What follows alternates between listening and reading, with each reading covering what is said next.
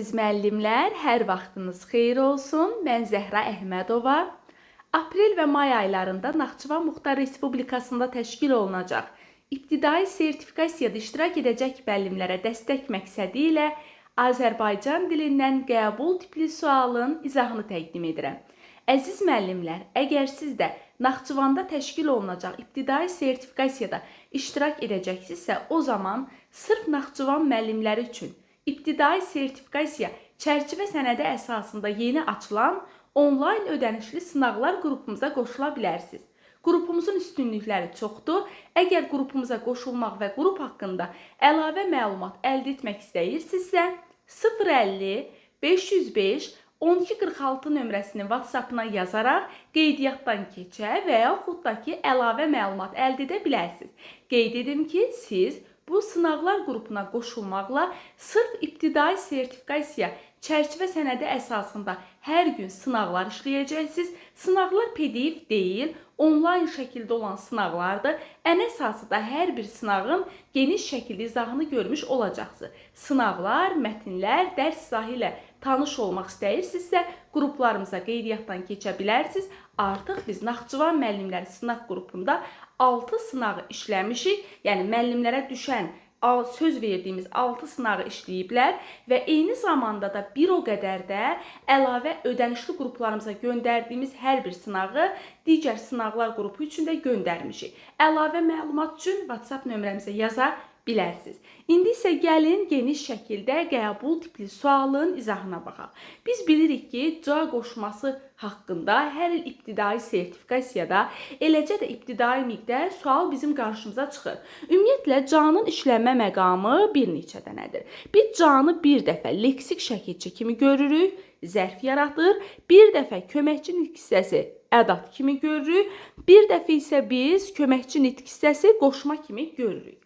İndi nə deyir? Deyir, hansı sözdə ca qoşma kimi işlənir?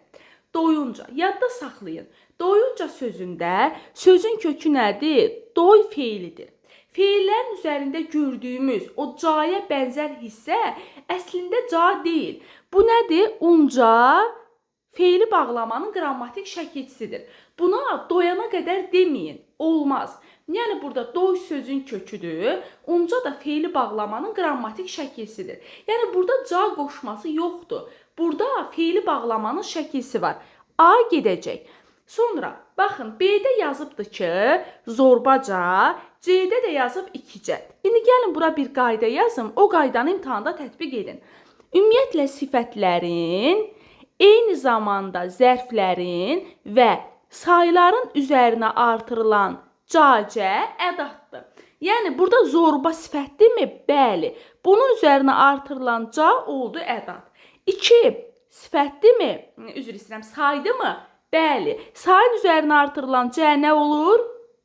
Olur ədat. Məsələn, indicə. İndi zərfdirmi? Bəli. Üzərinə artırılan cə nə olur? Olur ədat. İndi gəlin bu qaydanı bir daha yenidən yazaq.